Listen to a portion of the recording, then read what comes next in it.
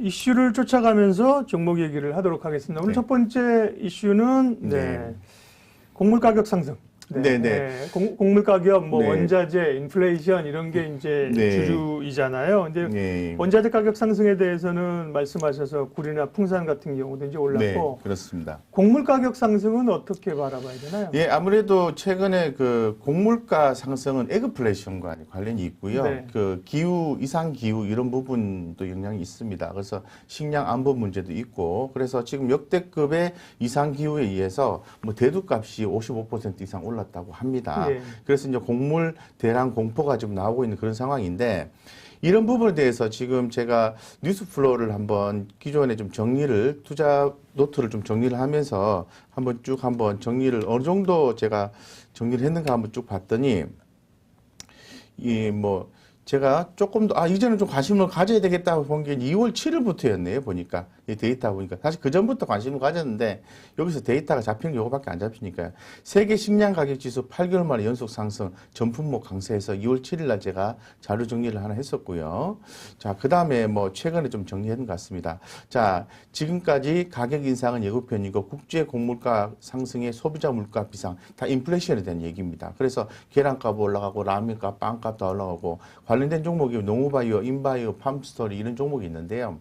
뭐 이런 종목들 뭐 관심 갖는 것도 괜찮죠. 오늘 뭐 아주 급하게 올라가거나 그렇지는 않았습니다. 하지만은 뭐 종목 얘기했으니까 굳이 말씀을 드리면 농우바이오 이런 종목들은 지난번에도 한번 말씀드렸던 것 같은데. 종자회사죠, 농우바이오는. 예, 그렇습니다. 이 농우바이오와 조비 이런 종목들은 뭐 관련해서 이렇게 좀 아시아 종묘도 좋죠. 이런 종목들은 관심을 좀 갖고 대응하시는 게 좀 좋을 것 같다는 말씀을 드리고요. 한번 말 남겨 볼까요? 조비도 괜찮고요. 예, 아시아 종묘 이런 종목도 괜찮고 좀 크게 보겠습니다. 네, 예, 이렇게 보시면은 뭐 바닥이죠. 근데 이게 한번 투자해 보시면 생각보다 지루합니다.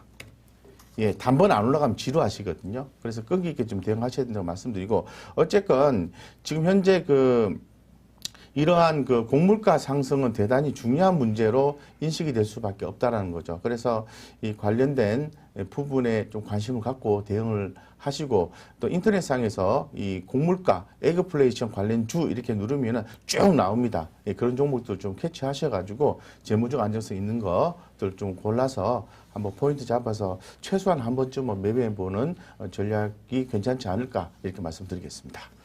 국제 곡물 가격 상승을 주목하면서 관심 좀 말씀해 주셨고요. 예. 곽 부장님의 시장 이슈. 다음은 아픈 만큼 성숙해지는 섹터가 있으니. 점점점. 네.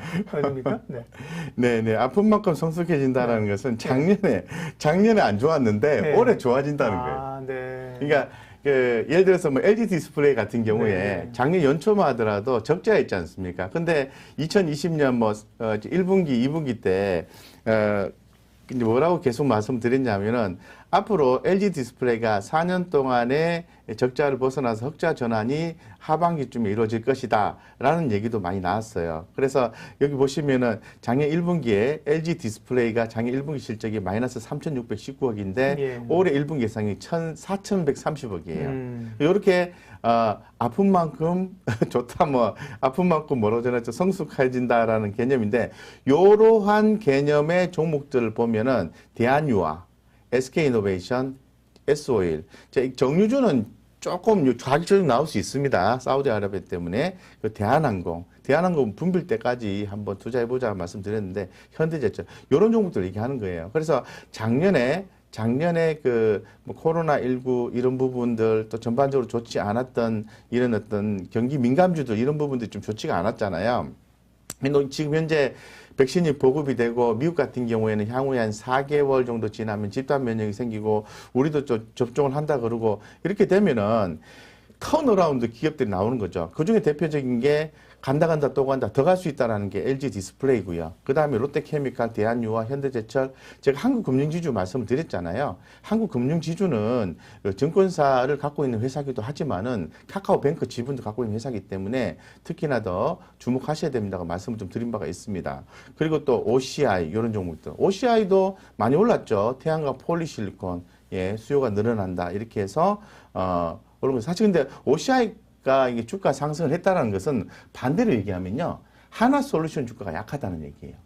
왜냐하면 폴리실리콘 가격이 비싸기 때문에 오시안이 좋은데 하나실리콘이 아니라 하나솔루션은 좀 비용상 부담이 된다는 걸로 이렇게 해석을 할 수 있거든요. 어쨌건 폴리실리콘을 사서 이제 네네. 그 다음 단계를 가야 되니까요. 네, 태양광이니까. 태양광이니까. 네. 네. 그렇게 좀 해석이 될 수 있습니다. 그리고 또 해운 쪽에 오늘 많이 올랐죠. HMM, 풍산 이런 종목들이 올해 대표적인 턴어라운드 기업으로 볼 수 있다는 거죠. 작년에 안 좋았기 때문에 올해 좋아진다. 따라서 이런 종목들은 좀 꾸준히 보시고 매매 포인트 잡아서 매매하시는 게 맞다라고 좀 말씀을 좀 드릴 수 있도록 그렇게 하겠습니다.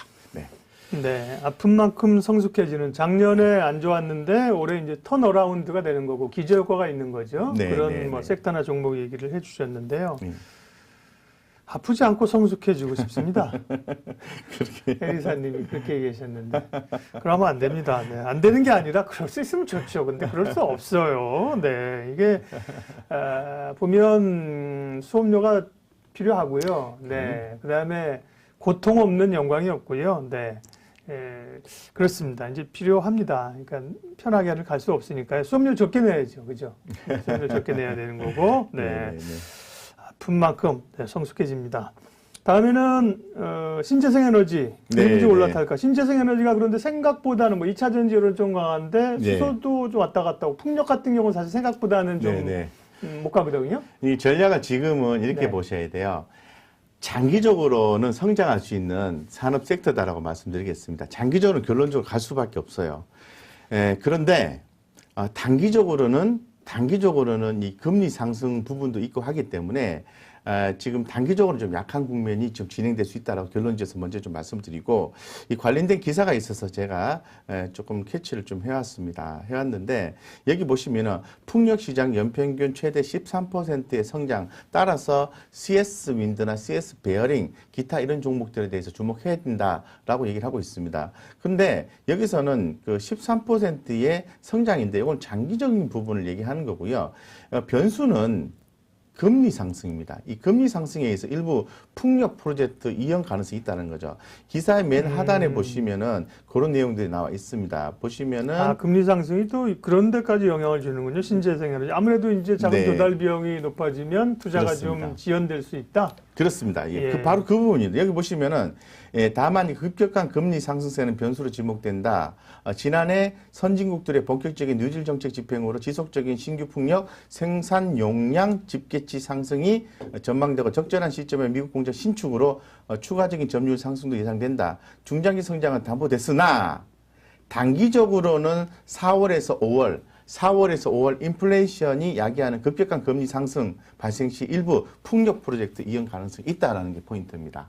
그렇기 때문에 지금 인플레이션과 관련해서 지금 관련된 기업들이 지금 풍력이나 이런 태양광 이런 관련된 기업들이 그동안 조금 안 좋을 수 있다는 거죠. 자, 그러면 이 말이 맞다고 가정을 하고요. 우리가 이제 투자 전략을 한번 세워보면은 지금은 적극적으로 투자하기에는 좀 부담스럽다. 이렇게 생각을 하셔야 되겠죠. 자, 그러면은, 그럼 좋다. 그럼 4월에서 5월 이후에 가격 조정이 나오고 올라갈 수 있다면은, 이렇게 생각해야 되는 거죠. 주가가 만약에, 과거에 예를 들어서, 이런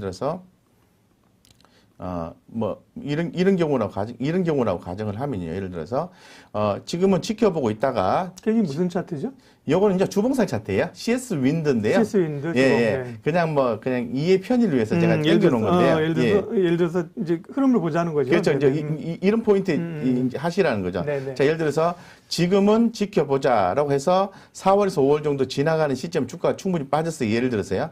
빠졌다 가정을 하면은 그때부터 주식을 모아가는 거죠. 처음에 일정 부분 좀 매수를 해주고 그 다음에 흐름을 보시고 분할해서 매수해주고 좀 현재 걱정하는 부분들이 해소가 된 조짐이 나오면서 이렇게 반등 시점이 나오게 되면은 추가로 더 좀 매수를 한다든가 이런 전략을 통해서 좀 끌고 가는 전략이 맞다는 거죠. 왜 끌고 가는 전략이 맞냐고 얘기를 하냐면은 신재생 에너지 사업은 성장할 수밖에 없는 산업 트렌드이기 때문에 그렇습니다. 그래서 이런 종목들 단번에 꺼지지 않고요. CS 윈드 대표적인 종목이고 더불어서 CS 베어링까지도 함께 보셔야 된다고 말씀을 좀 드리겠습니다.